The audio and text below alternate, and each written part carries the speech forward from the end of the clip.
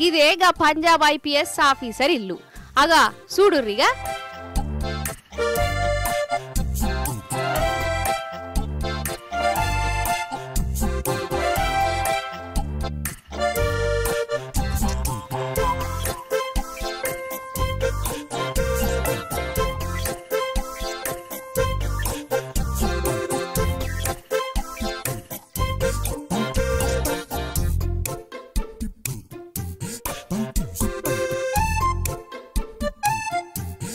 చూసిరా కళ్ళు జిగేయమంటానయ్యా. అన్ని బంగారుపు ఏండ్ల చైన్లు, వడ్డానాలు, కడియాలు, బంగారు గాజులు, కమ్మలు, బుట్టలు. వామ్మో, అసలు బంగారు దుఃఖంలా గిన్నిగనం ఉంటాయో ఉండయో గాని ఈ సారింట్లో ఉన్నాయి.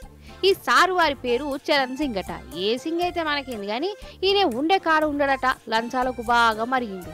ఐపీఎస్ ఆఫీసర్ ఆయే. ఇక కొలువుకు తగ్గట్టే లక్షలు కోట్లు వసూలు చేస్తాడట. సారు వారి పర్ఫార్మెన్సు అంతటా వాకింది.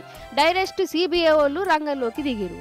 ఈయన ఇంట్లో చెకింగ్ చేస్తే ఇగో గిట్ల బంగారం 5 కోట్ల రూపాయల నగదు, కార్లు, గడియారాలు, మందు బాటిళ్ళు ఇగో ఇవన్నీ బయటపడ్డాయి.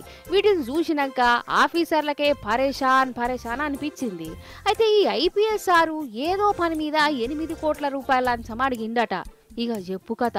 లంచమే 8 కోట్లు అడిగిందంటే అది ఎంత పెద్ద దేడి దిమాకు పని అయి ఉండాలి, ఎంతమంది కొంపలు ముంచే పని అయి ఉండాలి. అవునా కాదా?